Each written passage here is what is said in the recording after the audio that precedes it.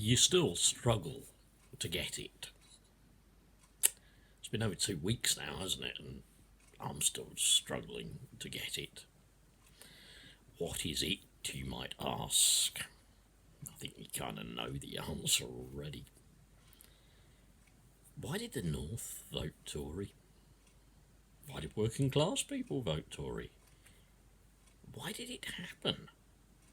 What did we do or offer to do that was so bad that our traditional supporters seemed to desert Labour? Okay, I want to talk about this from a slightly different perspective, and this comes about through talking with my wife. I'm very interested in politics. As I've probably said to you before, I've got an English degree and I've also got a degree in politics. My two subjects in that particular field were political thought, where I read the likes of Mill, Rousseau, even Karl Marx, Thomas Hobbes, and British government, where I learned as much as I could about the British institutions of government and how they function. A lot there about the old boy network, the civil service, and this kind of overall conservatism that just goes on in the British establishment. But back to these conversations I've been having with my wife. My wife would openly describe her as somebody who really does not understand politics. She's a self-described non-understander of politics. She understands plenty of things, but she doesn't claim any real knowledge or understanding in the area of politics. So I've been trying through questioning her and relatives, obviously, that she knows, to get some idea of why people whom even I know voted Tory. Well, I have come to one conclusion. Fortunately, they're not all right-wing, raving, loon, racist, pro-Brexiters. I would be ashamed to know somebody like that, and I wouldn't even want them on my friends list, let alone to actually personally know them.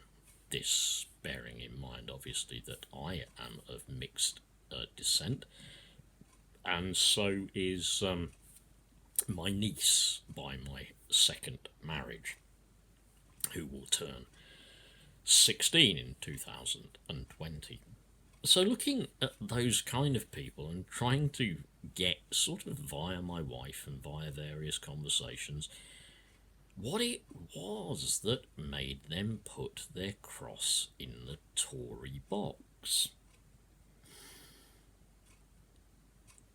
The most I can summarise is that they seem to be saying they didn't think Corbyn could do it. They didn't perhaps even trust him enough, and they didn't believe that the policies he was putting forwards would actually work for this country, that they would, if you like, make people better off. I don't know whether they did or did not believe that he would at least save the NHS. The jury's still out on that one. Many of these people, excuse me, also use the NHS regularly, like myself, and like many of you, I'm sure, and they certainly could not afford private health insurance in any form. But they didn't believe that this would work. Free broadband, you could argue that perhaps this was kind of pumped at them through the Tory-owned media. But in their hearts, they said they weren't really convinced how that was going to be paid for. So, we got back into the explanation of, well, the people with billions and billions, remember, 1 billion will take 3 lifetimes to produce if you earn 10 pence if you earn £1 for every 10 seconds of your life. Yeah, even tried to give them those kind of figures, and it was still, well, how's he going to pay for this? Yeah, we don't believe it. We think everybody's taxes will have to go up. That seems to be one of the reasons why they voted Tory. Asking around a little bit further, I'm not sure how much really the personal attacks on Corbyn played any part in them not choosing either him as the man or the Labour Party as the policies. I'm not totally sure. I just kind of have a gut feeling that actually probably the personal attacks had some effect, but not that much effect. I think these people probably had already decided that they were going to vote. Excuse me again, I got an awfully itchy nose. These people were going to vote Tory anyway. So again, we kind of asked them questions like, well, can't you see the local issues? Don't you see businesses closing? Don't you see infrastructure crumbling? Don't you see now that the minimum wage has been put up by will be put up by a mere 51 pence an hour? Don't you see that we need a government that will do something about that? They didn't really, again, I think, seem to believe anything could be done about that. Another thing I perceived through not just talking to individuals, but trying to sort of summarize a number of these conversations, was a feeling that really unfairness rules the world. It's just inevitable. It's as inevitable as it would have been to these people if they were serfs in the Middle Ages.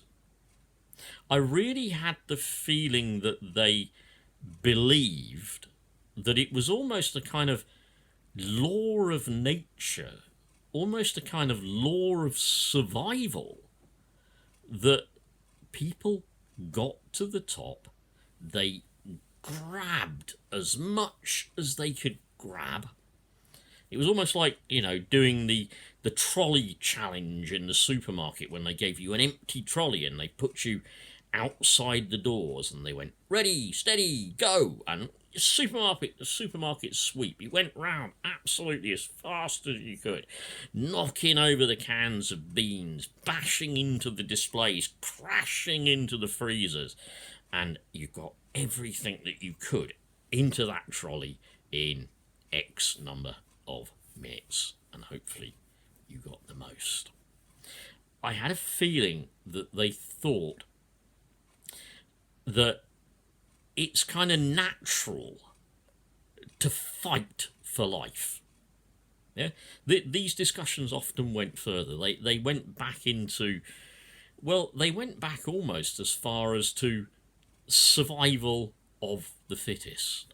Yeah, if you really weren't naturally going to survive, almost the law of the jungle rules you out, and these people at the top who have obviously fought so hard to get what they want, well, they're just the world's natural survivors, and the people beneath them, well, they're just not going to survive.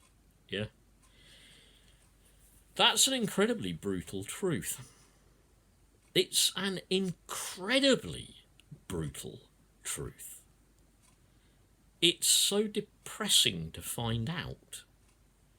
Almost this Darwinian idea, what has been called in the past social Darwinism. Not to say that these people were not altruistic and would not help. Many of these people would actually regularly help their neighbour. Many of them, I know, will do odd jobs for their neighbour and not seek any reward. Many of them are not like that. They really aren't, yeah? But they seem to have this inevitability in there that there will always be rulers, and there will always be ruled, and there will always be people who naturally are at the top, and our obligation, perhaps, is to serve them. Just some interesting thoughts, perhaps. I think we need to consider those people. I think we need to speak to them in a way that they will understand. It's not that we have to sell our policies, but even if we do sell them, how were we not talking to those people? How did we miss them? Did we seem to be almost patronising, practically talking down to them, practically saying, look, we're the intelligentsia, we are the elite, we understand about revolution, and if you will just listen to us, if you will just follow us, this can be true.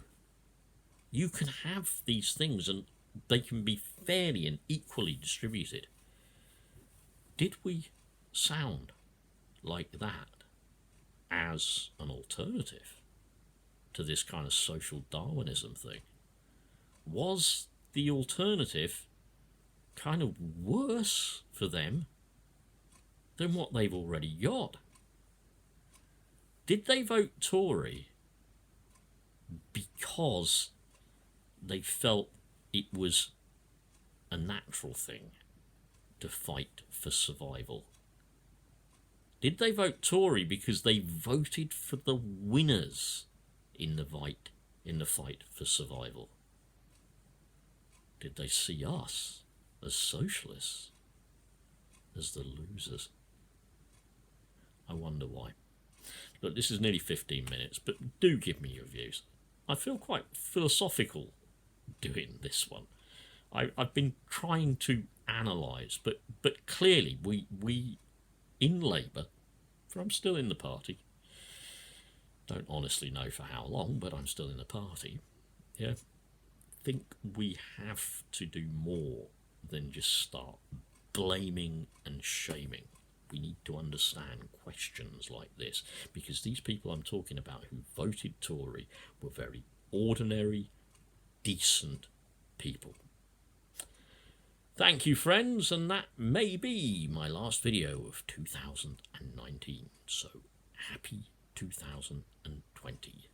Be careful out there tonight.